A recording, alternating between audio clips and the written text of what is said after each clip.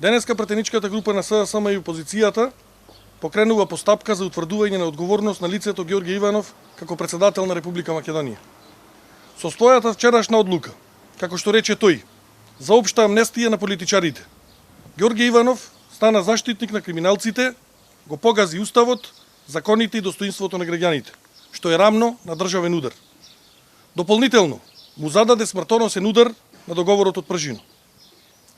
Затоа бараме Собранието на Република Македонија да биде свикано за покренување на постапка за утврдување на одговорност на Ѓорѓе Иванов.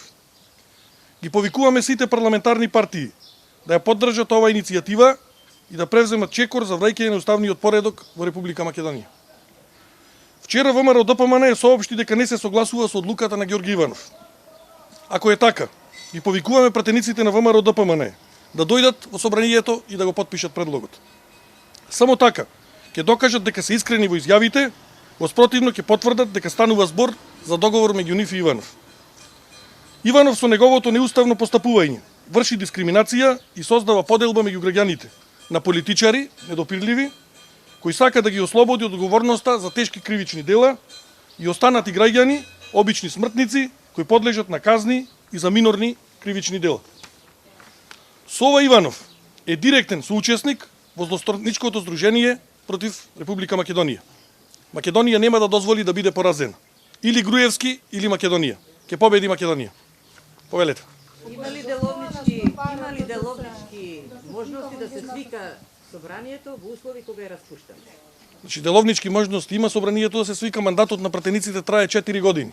Ако тргнеме, јас во неколку наврати кажав дека и самата одлука која што беше со одложено дејство за нас е неуставна. Затоа што ако во ситуација имаме на одложено дејство, ако наредниот ден одредена група од 62 пратеници соберат потписи, одма може да се распушти собранието. За нас е неуставна таа одлука.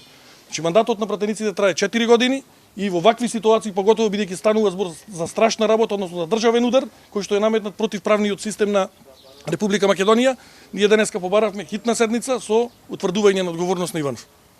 Што ако не свика председателот на собранието? Значи ние сите алатки што ги имаме на располагање, вклучително и ова кое што ја правиме денес, ќе ги употребиме да се свика, бидејќи апсолутно станува збор за утврдување на одговорност која што и собранието и Уставниот суд на Република Македонија треба да ја утврди за Ѓорѓе Иванов, кој е лице кој што е председател, кој се води председател на Република Македонија. Колку пратеници имате потпишани? Значи имаме потпишано 37 пратеници досега и ги повикуваме сите парламентарни партии, вклучително и ВМРО ДПМН, да се приклучат, бидејќи изјавата нивна беше дека се фрапирани од одлуката која што ја донесе Иванов. Дали има од некој од пратениците албанци потпишани? Зулфија Дили е потпишана на иницијативата. Собранието веќе тврди дека нема никакви уставни нити законски можности да свикува. Собранието има уставни можности да се свика и тоа треба да го направи затоа што е нанесен сериозен државен удар на Република Македонија и уништување на правниот систем. Тие велате ли во вонредна или во воена состојба се свикува вонредна седница на собранието? Значи јас кажав дека има можности, доколку се има политичка волја. Очигледно тие немаат волја и сакаат она ситуација која Иванов, лицето Ѓорѓе Иванов, кое што се јавува како председател на Република Македонија, кој што го создаде правниот хаос во оваа држава, не смее да помине така. Дали постапка за одговорност поведовте пред други институции со собранието? Не, во моментов е до собранието, само поведена затоа што постапката која што се води треба отпочнува од собранието, има одредени рокови, материјалот ќе ви биде поделен после завршувањето на пресконференцијата.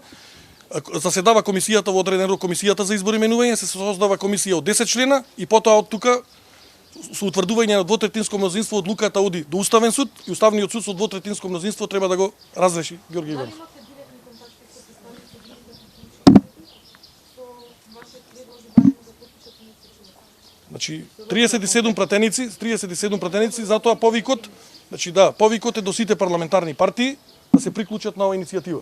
37 пратеници. Имале директни контакти во смисла Да, апсолутно, значи ги повикуваме јавно во неколку наврати да се приклучат, бидејќи ако ги слушаме соопштенијата нивни на ДУИ и на ВМРО ДПМН јасно покажува дека се тие наводно шокирани од одлуката која што господинот Иванов ја даде вчера. Велите погребане договорот од Пржино, ако се добро, или зададен? Смртоност, да. Неколку пати новинарите прашуваат дали имате конечна одлука за членовите во ДИК во таа смисла? Апсолутно членовите во ДИК се уште се членови таму. Така да конечно да, немаме одлука за повлекување, да, апсолутно.